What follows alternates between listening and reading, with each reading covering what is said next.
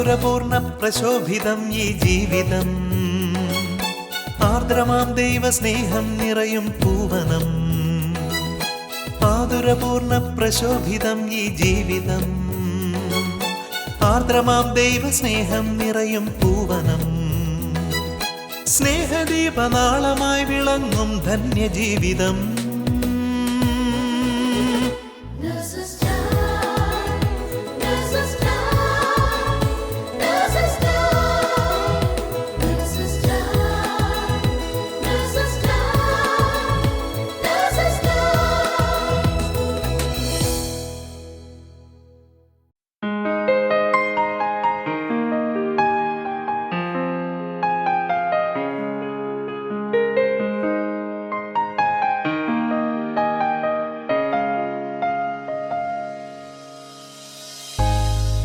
ഈശോ മിശിഹായ്ക്ക് സ്തുതിയായിരിക്കട്ടെ. ഈ പുതുവർഷത്തിൽ പരിശുദ്ധാത്മാവിൻ്റെ ഒരു പുതിയ അഭിഷേകത്താൽ നിറഞ്ഞുകൊണ്ട് ഈശോയുടെ സ്നേഹത്താൽ നിങ്ങൾ ഓരോരുത്തരും ജ്വലിക്കട്ടെ എന്ന പ്രാർത്ഥനയോടെ എല്ലാവരെയും നഴ്സസ് ടൈമിലേക്ക് സ്വാഗതം ചെയ്യുന്നു.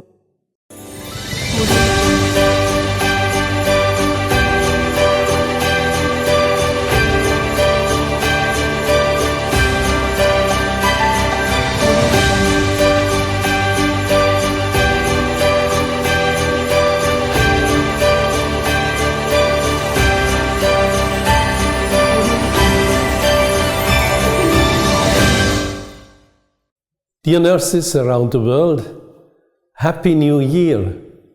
And that is my wish to you and to all those you are taking care of, that you may experience mercy and give mercy. Then you are living what Jesus is asking us also in the Beatitudes. Blessed are the merciful, they will deserve mercy. May you live this year in the joy of the Lord, and remember, He is merciful. Be merciful you too. Happy New Year. അങ്ങയുടെ വചനം എൻ്റെ പാദത്തിന് വിളക്കും പാതയിൽ പ്രകാശവുമാണ്. എന്നെ ശ്രവിക്കുന്ന ലോകമെമ്പാടുമുള്ള നഴ്സുമാർക്കും Shalom പ്രേക്ഷകരായ എൻ്റെ പ്രിയപ്പെട്ട സഹോദരി സഹോദരന്മാർക്കും ഈ പുതിയ വർഷത്തിൻ്റെ എല്ലാ ആശംസകളും നേരുന്നു. ലോകമെമ്പാടുമുള്ള എല്ലാ നഴ്സുമാർക്കും ക്രിസ്മസിൻ്റെയും പുതുവത്സരത്തിൻ്റെയും എല്ലാ ആശംസകളും അനുഗ്രഹങ്ങളും അഭിഷേകങ്ങളും നേർന്നുകൊള്ളുന്നു.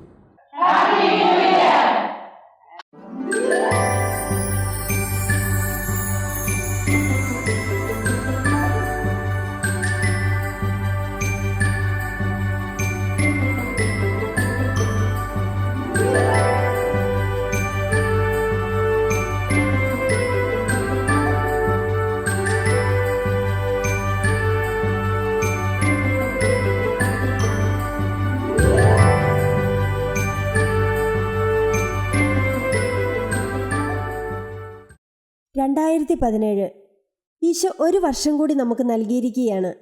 ഈ നിമിഷം വരെയും തളരാതെയും തകരാതെയും നമ്മെ കൈപിടിച്ച് നടത്തിയ, കരഞ്ഞപ്പോൾ തോളിലേറ്റി ആശ്വസിപ്പിച്ച നമ്മുടെ ഈശോയ്ക്ക് നമുക്ക് നന്ദി പറയാം. പുതുവത്സരത്തിൽ നമുക്കായി സന്ദേശം നൽകുന്നത് ബഹറിൽ നിന്നുള്ള മിനി ബിജുവാണ്. നമുക്ക് പ്രാർത്ഥനയോടെ മിനിയെ ശ്രവിക്കാം. സൗഖ്യദായകനായ യേശുനാഥൻ്റെ രോഗീ ശുശ്രൂഷയിലേക്ക് പേര് ചൊല്ലി വിളിച്ചിരിക്കുന്ന വ്യക്തികളാണ് നേഴ്സുമാരായ നാം എല്ലാവരും.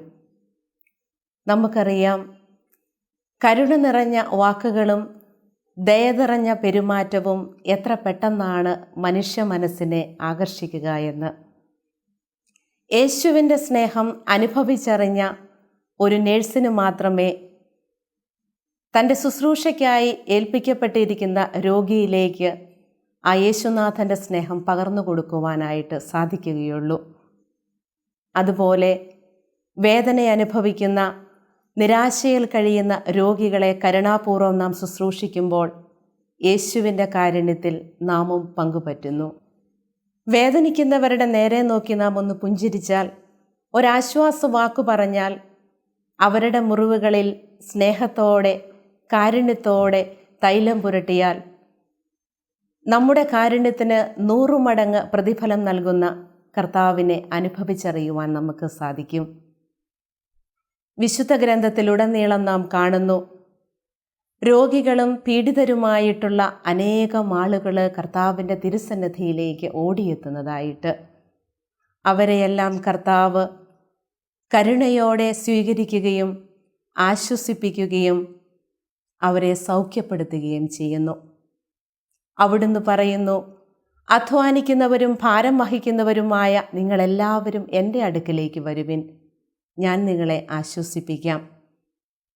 സ്വജാതീയനെന്നോ വിജാതീയനെന്നോ, പണക്കാരനെന്നോ പാവപ്പെട്ടവനെന്നോ, രോഗിയെന്നോ ആരോഗ്യവാനെന്നോ ഉള്ള വ്യത്യാസം കൂടാതെ കർത്താവ് ഏവരെയും സന്തോഷത്തോടെ സ്വാഗതം ചെയ്തു. കർത്താവിന് എല്ലാ രോഗികളോടും വേദനിക്കുന്നവരോടും ദയയുണ്ടായിരുന്നു. രോഗികളുടെ വേദന അവിടുത്തേക്ക് നന്നായി അറിയാമായിരുന്നു. അവിടുന്ന് ശാരീരികമായും മാനസികമായും അവരെ സ്പർശിച്ചുകൊണ്ട് സുഖപ്പെടുത്തുന്നതായിട്ട് നമുക്ക് വിശുദ്ധ ഗ്രന്ഥത്തിൽ കാണുവാൻ സാധിക്കും.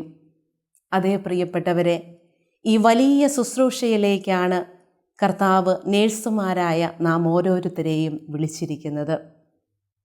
അവിടുന്ന് അന്ധനെയും കുഷ്ഠരോഗിയെയും ഒക്കെ തൊട്ടുകൊണ്ട് സുഖപ്പെടുത്തുന്നതായിട്ട് നമുക്ക് കാണുവാൻ സാധിക്കും. അവിടുത്തെ സ്പർശനം നമ്മെ ഓർമ്മിപ്പിക്കുന്നു, നീ എനിക്ക് വിലപ്പെട്ടവനും ബഹുമാന്യനുമാണ് എന്നുള്ള തിരുവചനത്തിൻ്റെ അന്തസ്സത്തയുടെ വ്യാപ്തി. അതേ പ്രിയപ്പെട്ടവരെ, മരണക്കിടക്കയിൽ കിടക്കുന്ന ഒരു രോഗിയിലേക്ക് ഒരിറ്റാശ്വാസം നൽകുവാൻ, അവനിൽ ദൈവസ്നേഹത്തിൻ്റെ ആഴം തിരിച്ചറിയിക്കുവാൻ ഒരുപക്ഷെ കർത്താവിൻ്റെ ഉപകരണമായി പ്രവർത്തിക്കുന്ന ഓരോ നേഴ്സുമാരുടെയും കരുണ നിറഞ്ഞ ഒരു സ്പർശനം ധാരാളം മതിയായേക്കാം. അതായത് യേശുവിനെ ഓരോ രോഗിക്കും കൊടുക്കുന്ന ഓരോ സുവിശേഷവാഹകരായി ഓരോ നേഴ്സും മാറേണ്ടിയിരിക്കുന്നു. അതേ പ്രിയപ്പെട്ടവരെ, ഒരുപക്ഷെ മരണക്കിടക്കയിലായിരിക്കുന്ന ഒരു രോഗിക്ക് ഒരിറ്റാശ്വാസം നൽകുവാൻ, അവനിൽ ദൈവാനുഭവം പ്രകടമാകുന്നതിനു വേണ്ടി കർത്താവിൻ്റെ ഉപകരണങ്ങളായി വർത്തിക്കുന്ന ഓരോ നേഴ്സുമാരുടെയും കരുണ നിറഞ്ഞ ഒരു സ്പർശനം മതിയായിരിക്കും. അതായത് കർത്താവിൻ്റെ സ്നേഹം മറ്റുള്ളവരിലേക്ക് പകർന്നു കൊടുക്കുന്ന സുവിശേഷവാഹകരായി ഓരോ നേഴ്സും മാറേണ്ടിയിരിക്കുന്നു. വചനത്തിലുടനീളം നാം കാണുന്നു, രോഗങ്ങൾ, വേദനകൾ, കഷ്ടപ്പാടുകൾ ഇവയൊക്കെ പാപത്തിൻ്റെ പരിണിതഫലം എന്നുള്ള മനുഷ്യൻ്റെ ചിന്താഗതിയെ കർത്താവ് മാറ്റിമറിക്കുന്നതായിട്ട്. ജന്മന അന്ധനായ വ്യക്തിയെ കാണുമ്പോൾ ശിഷ്യന്മാർ യേശുവിനോട് ചോദിക്കുന്നു, റബ്ബി, ഇവൻ ജന്മന അന്ധനായത് ആരുടെ പാപം നിമിത്തമാണെന്ന്. കർത്താവ് പറയുന്നു, ദൈവത്തിൻ്റെ പ്രവൃത്തികൾ ഇവനിൽ പ്രകടമാകേണ്ടതിനാണ് എന്ന് പറഞ്ഞുകൊണ്ട് ആ അന്ധന് സൗഖ്യം നൽകി കർത്താവ് പറഞ്ഞയക്കുന്നതായിട്ട് നമുക്ക് കാണുവാൻ സാധിക്കും. യേശു പാപമോചനം നൽകിക്കൊണ്ട് രോഗികൾക്ക് ആന്തരിക സൗഖ്യം നൽകുന്നതായി നമുക്ക് കാണുവാൻ സാധിക്കും. യേശു തളർവാദ രോഗിയുടെ ശാരീരിക സൗഖ്യം മാത്രമല്ല നൽകിയത്, അവിടുന്ന് പാപം മോചിക്കുക വഴി അവന് ആന്തരിക സൗഖ്യവും കൂടി നൽകുന്നു. ജായ്റൂസിൻ്റെ മകളെയും നായിമിലെ വിധവയുടെ മകനെയും ലാസറിനെയും ഒക്കെ ഉയർപ്പിച്ചുകൊണ്ട് അവിടുന്ന് ലോകത്തിന് കാണിച്ചു നൽകുന്നു, അവിടുന്ന് ജീവൻ്റെയും പുനരുത്ഥാനത്തിൻ്റെയും നാഥനാണ് എന്നുള്ള സത്യം. അതെ, അവിടുന്ന് നമ്മോടൊത്ത് വസിക്കുന്ന ദൈവമാണ്. നമ്മുടെ വേദനകളിൽ നമ്മെ ആശ്വസിപ്പിക്കുന്നവനാണ്. നമ്മോടുള്ള സ്നേഹം ഒന്നുകൊണ്ട് മാത്രമാണ് അവിടുന്ന് ദൈവത്തോടുള്ള സമാനത പരിഗണിക്കേണ്ട കാര്യമായി പരിഗണിക്കാതെ തന്നെ ശൂന്യവൽക്കരിച്ചുകൊണ്ട് ദാസൻ്റെ രൂപം ധരിച്ച് നമ്മെപ്പോലെ ഒരുവനായത്. നായിമിലെ വിധവയുടെ മകനെ ഉയർപ്പിക്കുക വഴി കർത്താവ് ഈ സത്യം നമുക്ക് വെളിപ്പെടുത്തി തരികയാണ് ചെയ്യുന്നത്. യേശു ഒരേ സമയം മനുഷ്യനും ദൈവവുമായിരുന്നു. മനുഷ്യൻ്റെ വേദനകളിൽ അവിടുന്ന് മനുഷ്യനെ പോലെയായി. നാം കാണുന്നു ലാസറിൻ്റെ മരണത്തിൽ കണ്ണുനീർ പൊഴിക്കുന്ന യേശു. ജെറുസലേമിൻ്റെ വരാനിരിക്കുന്ന പതനത്തെ ഓർത്ത് വിലപിക്കുന്ന യേശു. അതേ പ്രിയപ്പെട്ടവരെ, കർത്താവ് നേഴ്സുമാരായ നാം ഓരോരുത്തരെയും വിളിക്കുന്നതും അവിടുത്തെ രോഗി ശുശ്രൂഷയിലേക്കാണ്. വിശുദ്ധ മത്തായിയുടെ സുവിശേഷം 20-ാം അധ്യായം 28-ാം വചനം, ശുശ്രൂഷിക്കപ്പെടുവാനല്ല ശുശ്രൂഷിക്കുവാനും അനേകരുടെ മോചനദ്രവ്യമായി സ്വജീവൻ കൊടുക്കുവാനും മനുഷ്യപുത്രൻ വന്നിരിക്കുന്നു. അതേ പ്രിയപ്പെട്ടവരെ, തങ്ങൾ അറിയുകയും അനുഭവിക്കുകയും ചെയ്ത യേശുനാഥനെ രോഗികളായ മക്കളിലേക്ക് യേശുനാഥൻ ആഗ്രഹിക്കുന്ന രീതിയിലുള്ള സ്നേഹപരിചരണത്തിലൂടെ പകർന്നു നൽകുവാൻ നേഴ്സുമാരായ നാം ഓരോരുത്തരും കടപ്പെട്ടവരാണ്. അതിനുവേണ്ടി കൂദാശകളിലൂടെയും തിരുവചനത്തിലൂടെയും കൂട്ടായ്മയോട് ചേർന്ന് നിന്നുള്ള പ്രവർത്തനങ്ങളിലൂടെയും പ്രാർത്ഥനകളിലൂടെയും യേശുനാഥനുമായിട്ടുള്ള ഐക്യത്തിൽ നാം കൂടുതൽ ഒന്നായിത്തീരേണ്ടവരാണ്. നല്ല സമരിയാക്കാരൻ്റെ ഉപമയിലൂടെ കർത്താവ് വ്യക്തമാക്കുന്നു, ആരാണ് നിന്റെ നല്ല അയൽക്കാരനെന്ന യേശുനാഥൻ്റെ ചോദ്യത്തിന് മുൻപിൽ നിയമജ്ഞൻ ഇപ്രകാരം മറുപടി പറയുന്നു, അവനോട് കരുണ കാണിച്ചവൻ തന്നെയെന്ന്. അതേ പ്രിയപ്പെട്ടവരെ, നേഴ്സുമാരായ നാം ഓരോരുത്തരോടും കർത്താവ് പറയുന്നതും ഇത് തന്നെയാണ്. ജാതിയോ മതമോ വർണ്ണമോ ദേശമോ എന്തുമായിക്കൊള്ളട്ടെ, നമ്മുടെ കരുണയ്ക്കായി കർത്താവ് വെച്ചു നീട്ടുന്ന ഓരോ രോഗികളുടെ ഹൃദയത്തിലേക്കും യേശുവിൻ്റെ സ്നേഹം പകർന്നു കൊടുക്കുന്നവരായിട്ട് നാം മാറേണ്ടിയിരിക്കുന്നു. നമ്മെ ഏൽപ്പിച്ച ജോലികൾ യാന്ത്രികമായി ചെയ്ത് പലപ്പോഴും നാം നടന്നു പോകുമ്പോൾ നാം ഒന്നോർക്കുക, നമ്മുടെ സ്നേഹത്തിനായി കാരുണ്യത്തിനായി ഇറ്റുനോക്കുന്ന രോഗികളുടെ മനസ്സ് നാം കണ്ടറിയണം. അവരുടെ രോദനങ്ങൾ കേൾക്കുന്നതിനായിട്ട് നമ്മുടെ കാതുകൾ നാം തുറന്നു വയ്ക്കണം. അവരെ അറിയുന്നതിനായിട്ട് നമ്മുടെ കണ്ണും മനസ്സും നാം ഒരുക്കേണ്ടിയിരിക്കുന്നു. ഓരോ രോഗികളുടെ മുറിവും വിഷമതകളും യേശുനാഥൻ്റെ തിരുഹൃദയത്തോട് ചേർത്ത് വെച്ചുകൊണ്ട് നമുക്കവിടുത്തെ തിരുസന്നിധിയിൽ രോഗികൾക്ക് വേണ്ടി പ്രാർത്ഥിക്കാം. അപ്പോൾ യേശുവിൻ്റെ സാന്നിധ്യം നമ്മുടെയും രോഗികളുടെയും ജീവിതത്തിൽ അനുഭവവേദ്യമാകുന്നത് നമുക്ക് കാണുവാനായിട്ട് സാധിക്കും. ഓരോ രോഗി ശുശ്രൂഷയും യേശു ആഗ്രഹിക്കുന്ന രീതിയിൽ നമ്മിലൂടെ പൂർത്തീകരിക്കണമെങ്കിൽ നമ്മെ തിരുത്തുന്ന, നമ്മെ നയിക്കുന്ന, നമ്മെ ശക്തിപ്പെടുത്തുന്ന ദൈവത്തിൻ്റെ ആത്മാവ് നമ്മോടൊപ്പം ഉണ്ടായിരിക്കണം. പരിശുദ്ധാത്മാവിൻ്റെ ചൈതന്യത്തിൽ നിറഞ്ഞു നിൽക്കുന്ന ഓരോ നേഴ്സുമാരും ഓരോ രോഗി ശുശ്രൂഷകളും നടത്തുമ്പോൾ അത് മഹത്തായ ഒരു ശുശ്രൂഷയായി മാറുന്നു. അത് ദൈവസ്നേഹമായി സൗഖ്യമായി അവരിലേക്ക് ഒഴുകിയെത്തുന്നു. അതേ പ്രിയപ്പെട്ടവരെ, ക്രിസ്തുവിനെ ലോകത്തിന് നൽകുന്നതിനായിട്ട് വിളിക്കപ്പെട്ടവരാണ് നാം ഓരോരുത്തരും. പരിശുദ്ധ മറിയത്തോട് ദൈവമായ കർത്താവ് ചോദിച്ച അതേ ചോദ്യം പലപ്പോഴും നമ്മോടും ചോദിക്കുന്നു, നീ ലോകത്തിന് ക്രിസ്തുവിനെ നൽകുവാൻ തയ്യാറാണോ? ഇതിന് കഴിയണമെങ്കിൽ പരിശുദ്ധ അമ്മയുടെ ജീവിതശൈലി നമ്മുടെ ജീവിതത്തിൽ ഉണ്ടായിരിക്കണം. അതായത് വചനത്തെ ശ്രവിക്കുകയും അത് ഹൃദയത്തിൽ സ്വീകരിക്കുകയും ആ വചനത്തിന് സമ്പൂർണ്ണ സമർപ്പണം ചെയ്യുകയും അത് മറ്റുള്ളവർക്കായി പകർന്നു കൊടുക്കുകയും ചെയ്ത ജീവിതശൈലി. കാൽവരിയിലെ മരക്കുരിശിൻ ചുവട്ടിൽ നിന്നുകൊണ്ട് തൻ്റെ ഓമൽസുതൻ്റെ ബലിയർപ്പണത്തിൽ പങ്കെടുത്ത ആ പരിശുദ്ധ അമ്മയുടെ സഹനങ്ങളോട് ചേർത്ത് വെച്ചുകൊണ്ട് നമ്മുടെ കൊച്ചു കൊച്ചു സഹനങ്ങളും പ്രാർത്ഥനകളും നമുക്കും കാഴ്ചവെക്കാം. ആ കുരിശിൻ ചുവട്ടിൽ നിന്ന് ലഭിക്കുന്ന ആ ശക്തി സംഭരിച്ചുകൊണ്ട് ഓരോ രോഗികളെയും കരുണയോടെ ശുശ്രൂഷിക്കുന്നതിനായി നമുക്ക് ശ്രമിക്കാം. അതേ പ്രിയപ്പെട്ടവരെ, 2000 വർഷങ്ങൾക്ക് മുമ്പ് മരിച്ച ഒരു യേശുവല്ല നമുക്കുള്ളത്. നമ്മുടെ വേദനകളിൽ നമ്മോടൊത്ത് സഹതപിക്കുന്ന, ഇന്നും നമ്മോടൊപ്പം ജീവിക്കുന്ന, നമ്മെ ജീവനതുല്യം സ്നേഹിക്കുന്ന ഒരു യേശുനാഥനാണ് നമുക്കുള്ളത്. ആ നല്ലവനായ ദൈവത്തിനു മുമ്പിൽ നമുക്കുള്ളതിനെയെല്ലാം നമുക്ക് കാഴ്ചവെക്കാം.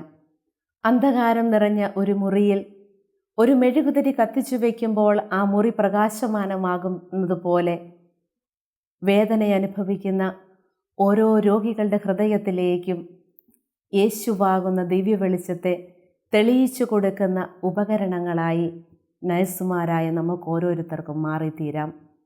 അതിനായി ദൈവം നമ്മെ ഏവരെയും അനുഗ്രഹിക്കട്ടെ.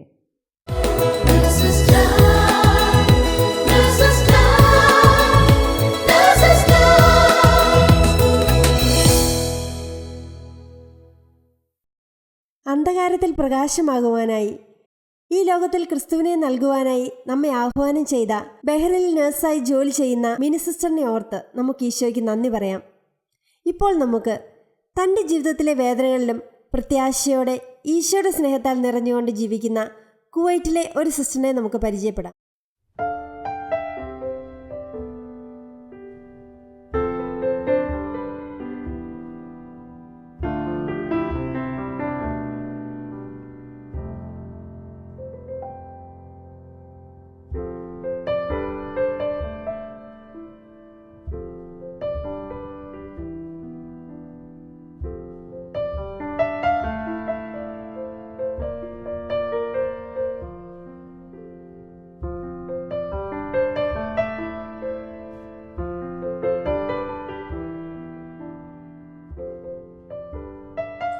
ഈശോ മിശിഹായ്ക്ക് സ്തുതിയായിരിക്കട്ടെ.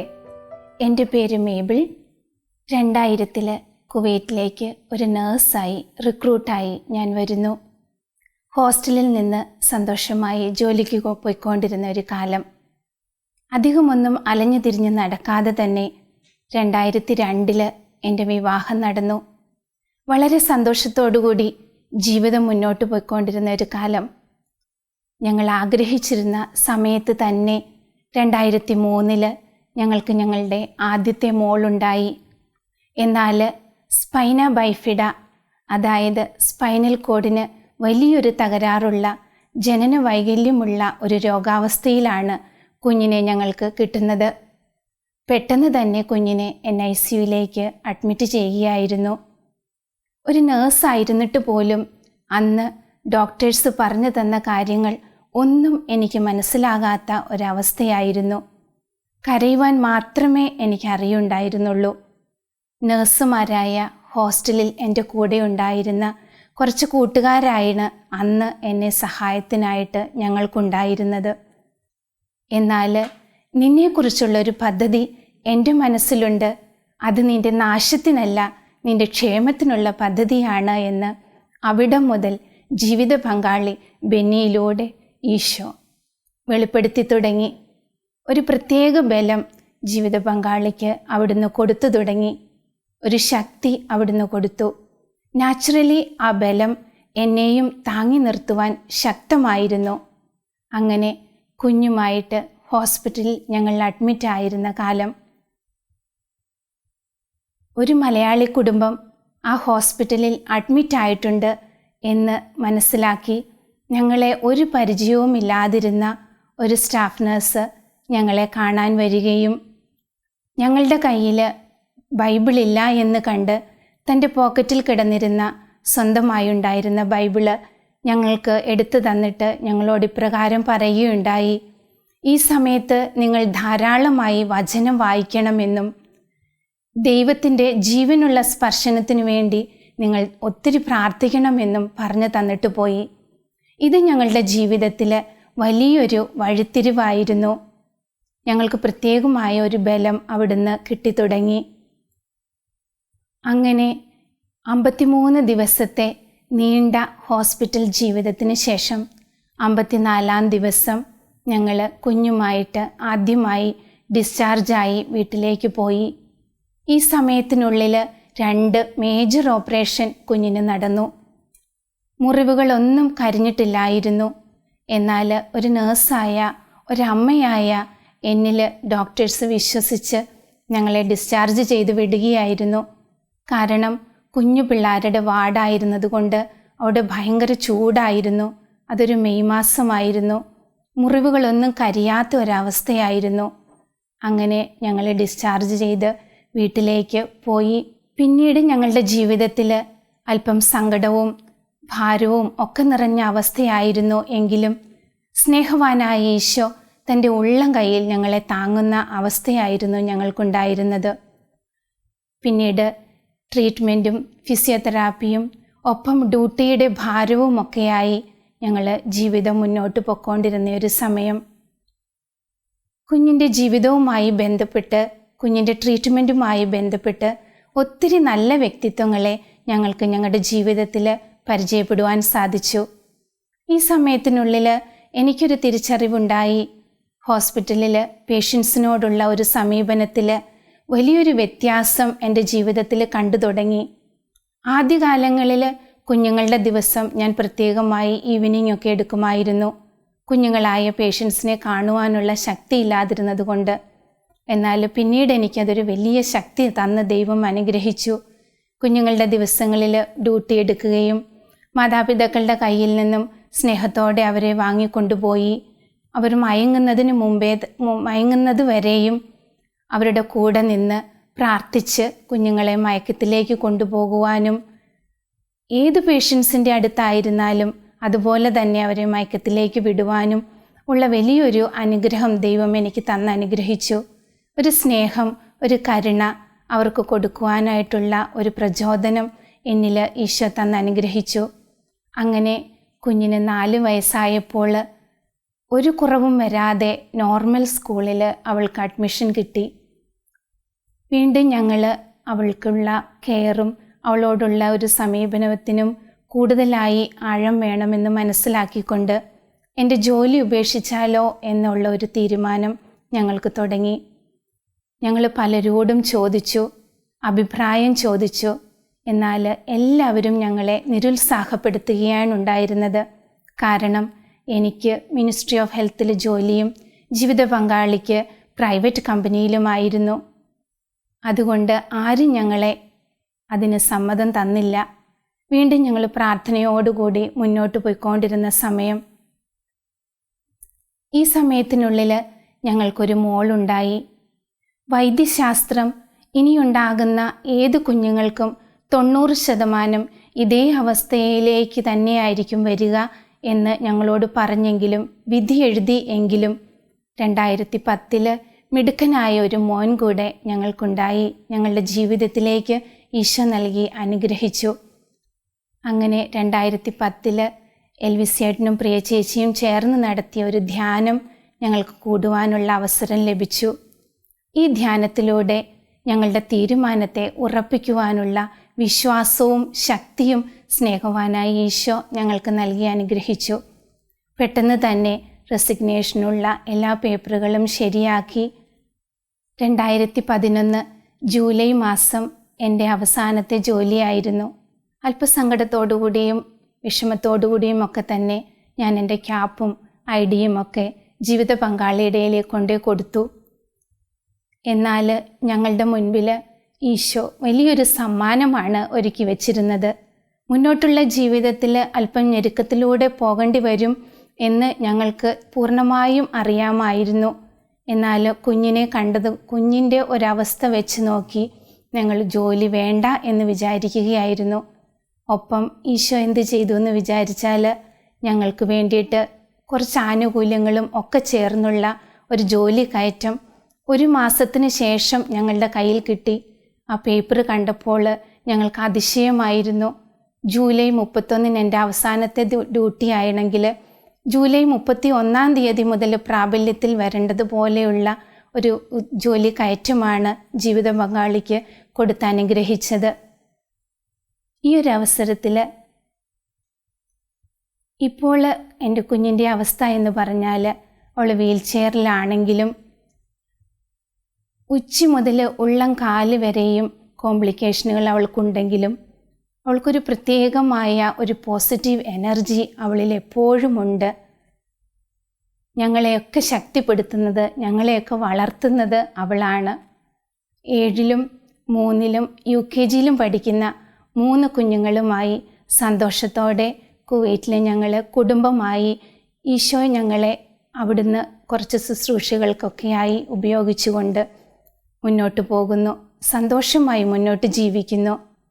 ഈ ഒരു അവസരത്തിൽ എന്നെ കേൾക്കുന്ന ഈശോയുടെയും മാതാവിൻ്റെയും ഏറ്റവും പ്രിയപ്പെട്ടവരായ പ്രേക്ഷകരോട്, പ്രത്യേകിച്ച് മാതാപിതാക്കളോട് എനിക്ക് പറയുവാനുള്ളത്, കുഞ്ഞുങ്ങൾ ദൈവത്തിൻ്റെ ദാനമാണ്. ഉദരഫലം ഒരു സമ്മാനവും. അതവർ ഏതവസ്ഥയിലായിരുന്നാലും, പ്രത്യേകിച്ച് രോഗാവസ്ഥയിലുള്ള കുഞ്ഞുങ്ങളെ നോക്കുന്ന മാതാപിതാക്കളോട് ഞാൻ ഒന്ന് പറഞ്ഞുകൊള്ളട്ടെ, സ്നേഹത്തോടെ അവരെ ഈശോയുടെ കരങ്ങളിലേക്ക് സമർപ്പിക്കുക. അവിടുന്ന് നോക്കിക്കൊള്ളും. നാം നിരാശരാകുവാൻ അവിടുന്ന് അനുവദിക്കുകയില്ല. ദൈവഹിതവും അവിടുത്തെ പദ്ധതിയും അനുസരിച്ച് വിശുദ്ധരായി അവരെ വളർത്തി ഈശോയുടെ കരങ്ങളിലേക്ക് തിരികെ കൊടുക്കുവാനുള്ള വലിയൊരു ഉത്തരവാദിത്വമാണ് വിവാഹമെന്ന കൂദാശയിലൂടെ ഈശോ നമുക്ക് തന്നിരിക്കുന്നത്. അതുപോലെ തന്നെ ഹോസ്പിറ്റലിൽ ഞങ്ങളായിരുന്നപ്പോൾ ഞങ്ങൾക്ക് ആ വചന പുസ്തകം നൽകി അനുഗ്രഹിച്ച ആ സ്റ്റാഫ് നഴ്സിൻ്റെ പോലെ നമ്മുടെ മുൻപിൽ വരുന്ന നിസ്സഹായരായ പേഷ്യൻസിനോട് സ്നേഹവും കരുണയും പങ്കുവയ്ക്കുവാനുള്ള വലിയൊരു വിളിയാണ് നഴ്സുമാരായ നമുക്ക് ഓരോരുത്തർക്കും അവിടുന്ന് നൽകിയിരിക്കുന്നത്. നമ്മുടെ ഈ വിളിയിൽ ഏറ്റവും വിശ്വസ്തരായിരിക്കുവാനും ഈശോയുടെ കൂടെ മുന്നോട്ട് ജീവിതം നയിക്കുവാനും നമ്മെ എല്ലാവരെയും സ്നേഹവാനായ ഈശോ അനുഗ്രഹിക്കട്ടെ എന്ന് പ്രാർത്ഥിക്കുന്നു, ആശംസിക്കുന്നു. ഈശോ മിശിഹായ്ക്ക് സ്തുതിയായിരിക്കട്ടെ.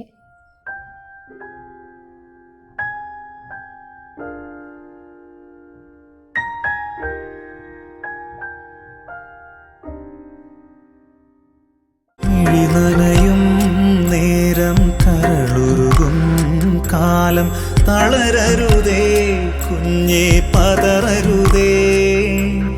കരയാൻ മാത്രമോ ഈ ജന്മം എന്ന് ഇനിയും ചോദിച്ചു തകരരുതേ.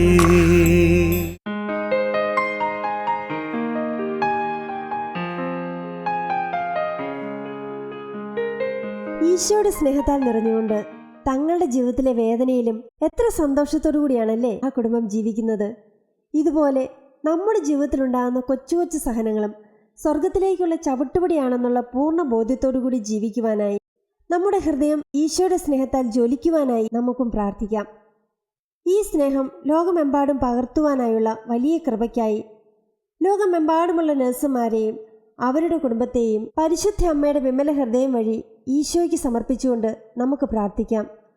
ഓരോ നഴ്സും ഒരു വിശുദ്ധനായി തീരട്ടെ, ഒരു വിശുദ്ധയായി തീരട്ടെ. ദൈവമാതാവും ഞങ്ങളുടെ അമ്മയുമായ കന്യകാമറിയമേ, ഫാത്തിമാനാഥേ, എന്നെയും എൻ്റെ കുടുംബത്തെയും തിരുസഭയെയും മാനവകുലത്തെയും ലോകമെമ്പാടുമുള്ള നഴ്സുമാരെയും അങ്ങേ വിമല ഹൃദയത്തിന് പ്രതിഷ്ഠിക്കുന്നു. അങ്ങേ ശക്തിയുള്ള സംരക്ഷണത്തിൽ ഞങ്ങളെ കാത്തുകൊള്ളണമേ. അങ്ങ് ഞങ്ങളുടെ നാഥയും സംരക്ഷകയുമാകണമേ. ആത്മീയവും ശാരീരികവുമായ സകല അപകടങ്ങളിലും ക്ലേശങ്ങളിലും നിന്ന് ഞങ്ങളെ രക്ഷിച്ചുകൊള്ളണമേ. എല്ലാറ്റിലും ദൈവേഷ്ടം കണ്ടെത്തി നിറവേറ്റുവാനും യേശുവിൻ്റെ തിരുഹൃദയത്തിന് പ്രീതികരമായ വിധത്തിൽ ജീവിച്ച് സ്വർഗഭാഗ്യത്തിലെത്തിച്ചേരുവാനും കാരുണ്യനാഥേ, ഞങ്ങളുടെ സ്നേഹമുള്ള അമ്മേ, ഞങ്ങളെ സഹായിക്കണമേ. ആമേൻ.